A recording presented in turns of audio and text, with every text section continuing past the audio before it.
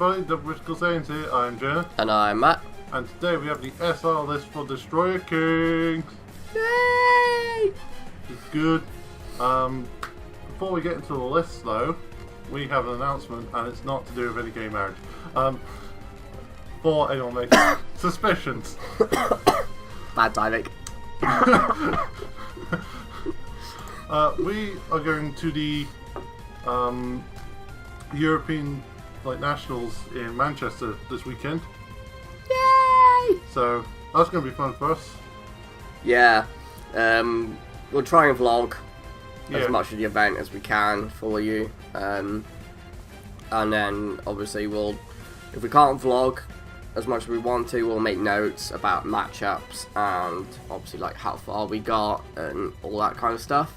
Yeah. And then when we get back to the hotel on the Saturday night, we will then, as we're opening the on-entry pack things we get, we will discuss various things throughout the day. Yeah, we'll try and do what we can with it, because obviously we're not in the comfort of our usual studio, shall we say. Yeah, let's go with that. Okay. How Right. do you word it? I don't know. Right, let's get into the card list then. Right, so to start off with, we got Super Saiyan Blue Gogeta Fusion Onslaught. So he's an 8-drop, 4 of it being the hard red, and he's got 35 power, but you can EX evolve him for choosing 2 red cards from your hand and place them in your drop area. And then go on to red Gogeta BR, range cost of 6, which we already know about that one. And he's got Double Strike, Permanent. This card can't be KO'd and can't attack battle cards that are in active mode. No, it can. Oh, it can. I guess because it said can't and then can't. Yeah. Okay, so it can't be KO'd and it can attack active battle cards with 35 power. Ill. Yeah. That's going to pretty much kill anything. Nobody's going to want to out-combo that. Well, they might, but you just throw... A 5 or 10 into it. Yeah, you just throw into it if you really want to get it killed. Yeah. So its first auto is when a card evolves into this card, if there are no battle cards in play in your opponent's battle area, choose up to 2 cards in your opponent's life and place them in their owner's drop area. And you can't play this card for the duration of the turn. Heal. Yeah. Also, when this card attacks a battle card, switch this card to active mode. That is crazy good. Ah! Because you could just clear your opponent's field if they've got 2 or less life. You're just okay, clear your field, you got anything? Nope. Cool. Evolve. Yeah. Oh. Kind of makes me want to make the deck now. I'm a bit hesitant on this version of Gogeta, but I'm kind of interested now. I think it's kind of easier to do because you're not always having to do fusion. Yes, true, and the fusions come back to hand as well. Actually, yeah, that deck probably will be better. Yeah. Yeah, I kind of want to make it now because of that. Twisting your arm. It is, yeah, it's breaking me. So we have Golden Frieza, Indomitable Emperor. Again, it's an 8-drop with 30k power. If you're playing out for the hard cost, you need 4 reds. He has EX Evolve, so choose 3 cards from your hand and place them in the drop. And you place this on top of a red Frieza BR with an energy cost of 7. Again, we know that's in the set. So it has critical and permanent. If your lead card is a red Frieza army card, you and your opponent can't play battle cards with 30k or less power unless they choose 4 cards from their life and place them in the drop area as they play the battle card. It affects you as well, which is the balance to it. Yeah, I also wish the fact that you could use this with the Frieza stuff. The red Frieza army stuff from Clash of Fates. Yeah. But you can't, because it's onto a free. Unless you use the Frieza BR 7-drop in that deck, you can't do it. Or you pay the hard cost. Yeah, but Which, no. I mean, it's probably going to get used with the leader, if anything, because that leader's pretty good. Which leader? The one from Clash of Fates. Oh, okay, we're on about that one. Okay. Yeah. Yeah, that one's good. And also, when the card evolves into this card, switch this card to active mode. So you can swing with the 7-drop first and then Swing. swing with this afterwards. Ah, that's a good freezer. It's a demonic one. Oh man. Right, so on to the blues now. So we got Ultimate Absorption Margin Buu, 7 drop with 3 of it being blue. Okay, fair enough. He's only got 25 power though. He's got triple strike. Yeah, he's got triple strike, so that's already nasty. And auto, when this card is played from energy area, choose up to 1 battle card in your drop area and place it under this card. Then choose up to 1 of your blue energy and switch it to active mode. Okay, so it comes out for 6. Well, you can play it from the energy. If you play it from the energy, you get that effect. Yeah. Oh, right, yeah, so you don't pay the hot 6 for it and then you whatever else affects. Yeah. Yeah, okay. So the fact that it costs 7 doesn't matter because the entire deck is switching in and out the energy. Yeah. Fair enough. Okay, so you got also once per turn, when this card attacks, if there is a Son Gohan Adolescence card placed under this card, choose up to 1 of your opponent's battle cards, place it under this card, and switch this card to active mode. Ah. So obviously when you do its auto, you choose a Son Gohan Adolescence and place it underneath. And then you can do all that when it attacks. Yeah. I'm happy that it says choose and doesn't get round barrier. Yeah. Because that seems to be the case these days. It says choose, but it gets round barrier. But no, in this case it doesn't. Haha. And then we've got Prestigious Absorption Margin Buu. So it's a 4-drop 20k power. 2 of the energy has to be blue. It has barrier. And also, when this card is played from energy, choose 1 battle card in your drop area, place it under this card. So, like, you can add something underneath, which is probably going to come in handy. You got active main once per turn. If there's a Gotenks card underneath this card, play 1 margin token. The margin token is 15 power, 0 combo cost for 5 combo power. Hey, another token they have to print. More tokens! What are we going to use for these tokens? Who knows? And we've got active main, so you pay 4 energy, 3 of which is blue. It's probably meant to say if your leader card is a margin. It just says your leader card is a margin card. It is determined. So if your leader card is a margin card, choose 1 margin Buu with an energy cost of 7 in your energy area and play it. If you play the card, add this card into your energy in rest mode. So obviously that's how you get the 7 drop out. Yeah. Okay. It's good that it's also a high rarity card because you bring out your win con and you spawn tokens. Yeah. So if it was just a rare, then it would be undermining it. Yeah. It's really good though. Yeah. Oh man. Right. So on to the greens now. We got Brody limits Transcendence? Transcended. Transcended, okay, whatever. Close enough.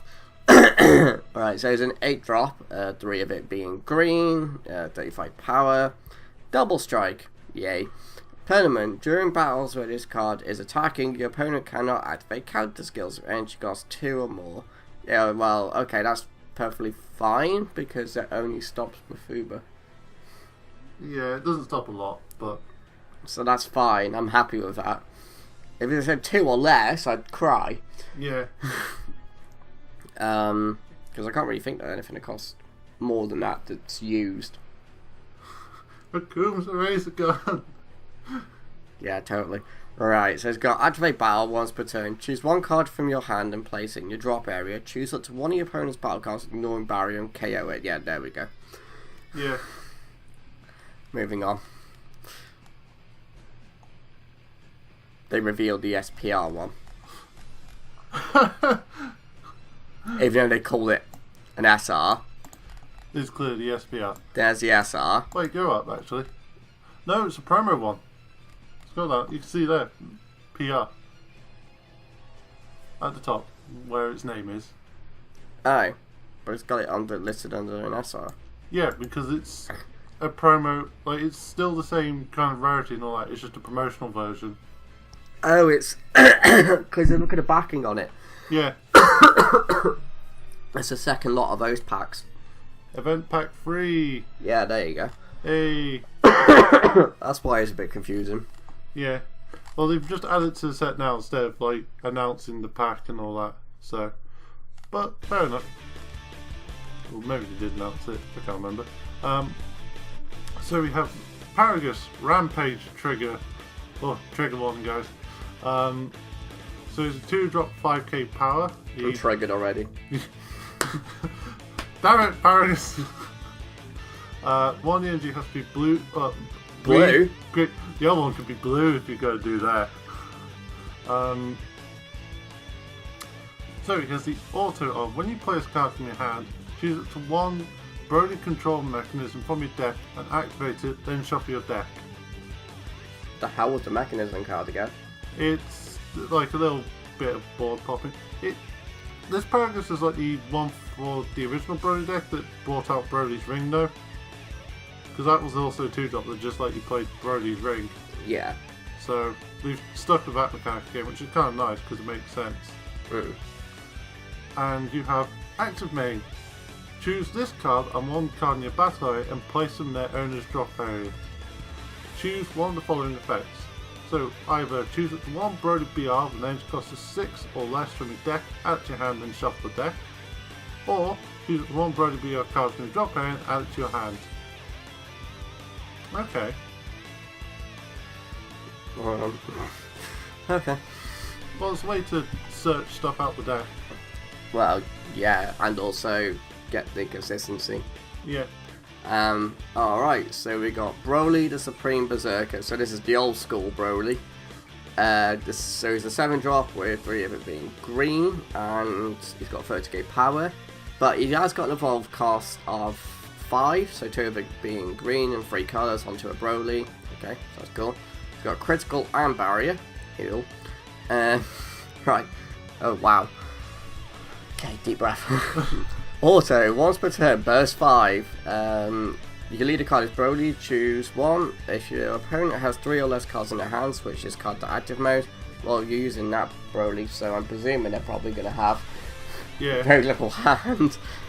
Especially if you swung at them first and made them combo. If your opponent has 4 or more cards in their hand, they reveal their hand, choose up to one card from it, and place it in your opponent's drop area. So it does that when it attacks just by milling 5, which is fine.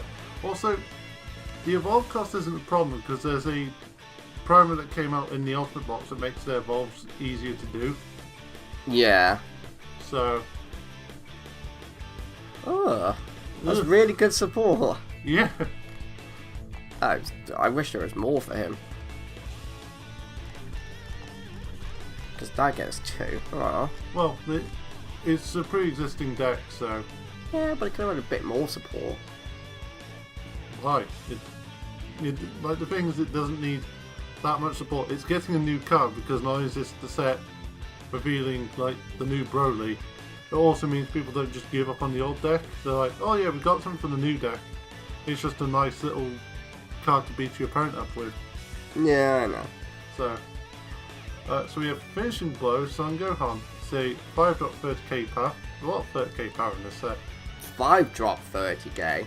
Yeah. That's really good. Just for that. So through the energy has to be yellow. It has Double Strike and Auto Sparking 7. When you play this card, if your opponent has 4 more energy, and if there is a Son Goku Guardian Angel under this card, choose all of your opponent's energy and switch it to rest mode. This card gains dual attack for the duration of turn. It's really good, but it still doesn't redeem the deck. I mean, not the leader. Okay, yeah, sorry, the leader.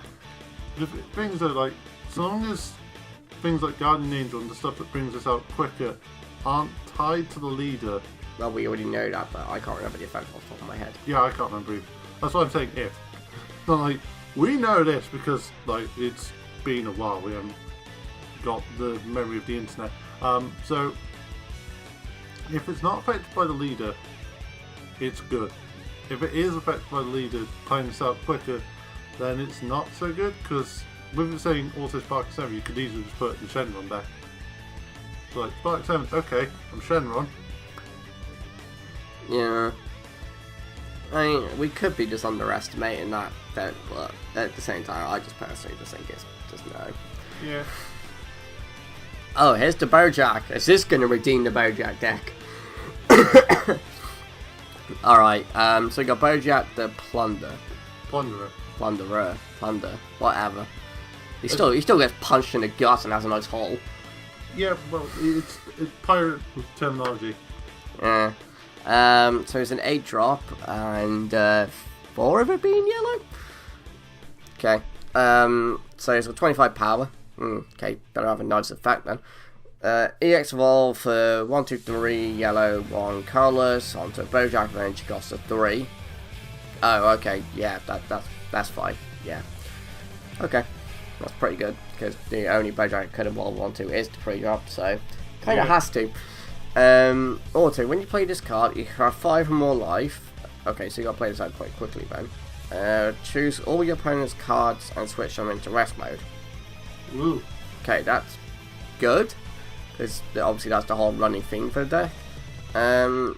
When your opponent switches one of their cards in rest mode to active mode, if your leader card is Bojack Brigade, your opponent chooses one card in their hand and sends it to their warp.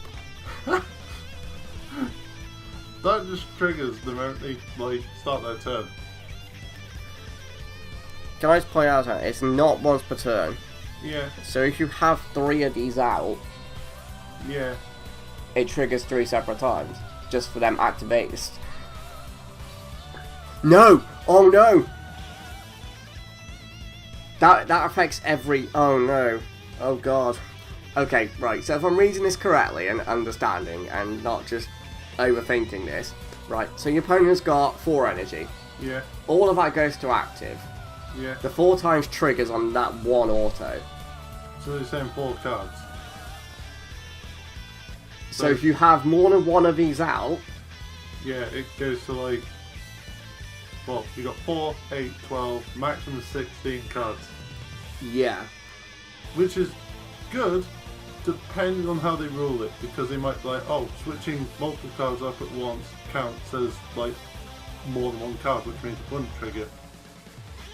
Yeah. Like, it comes down to that ruling of how do they determine when it goes off.